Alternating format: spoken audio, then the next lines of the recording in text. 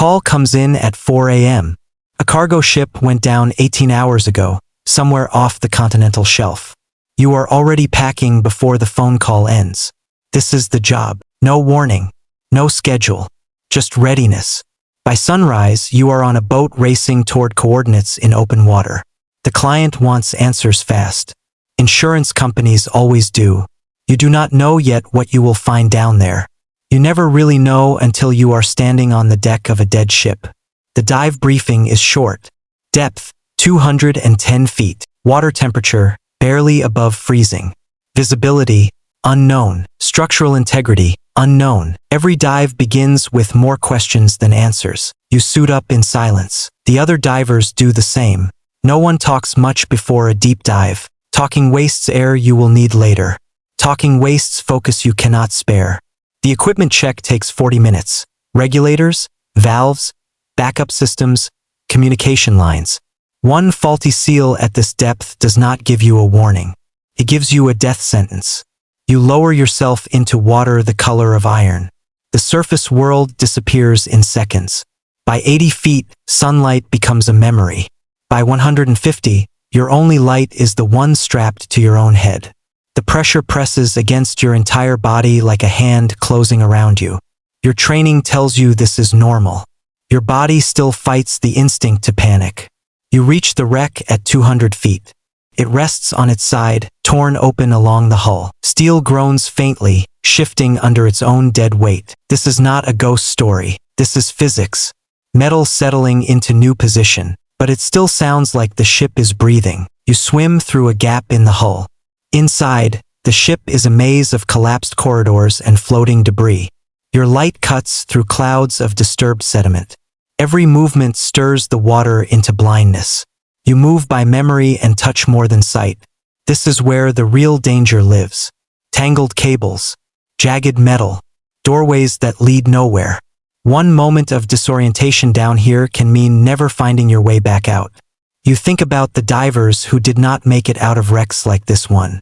Their stories are not told at press conferences. They are told in quiet warnings passed between working divers, when the job feels heavier than usual. You find the cargo hold.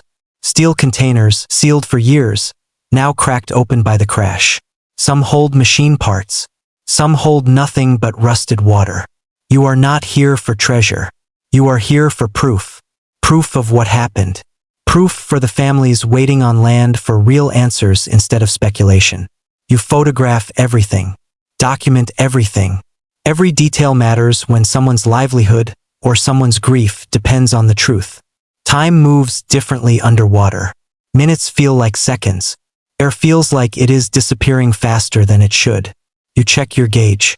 20 minutes of working time left before ascent. The ocean does not care about your deadline. It only cares whether you respect its rules. You gather what you can. You mark what you cannot bring back today.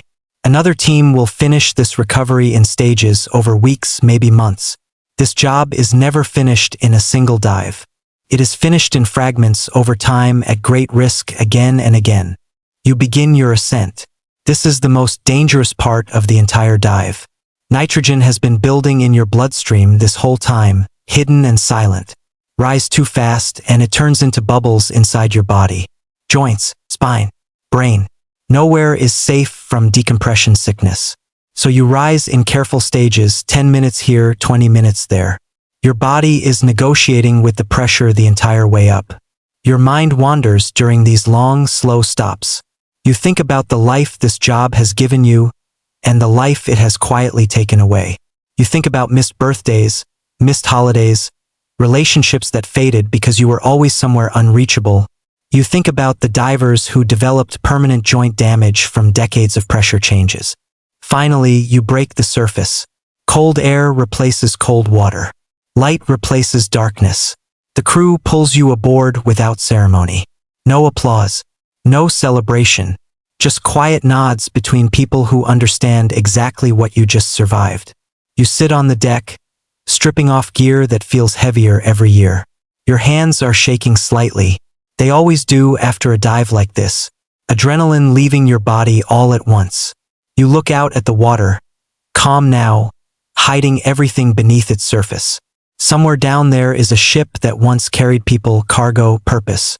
Now it carries only silence, and the occasional diver brave enough or desperate enough to visit it. You think about why you keep choosing this life. It is not for the money, though the money helps. It is not for adventure, though adventure is part of it. It is because somewhere inside you, there is a need to go where others cannot. To bring back truth from places that swallow it whole. To face pressure that could kill you, and come back changed but alive. The ocean does not reward the fearless. It rewards the prepared, the patient, the humble. Every dive teaches you the same lesson, no matter how many times you learn it. You are not stronger than the deep. You are only permitted to borrow its secrets, one careful breath at a time. And maybe that is true of every dangerous path we choose in life. We do not conquer the things that could destroy us. We only learn to move through them carefully, respectfully, until they let us go.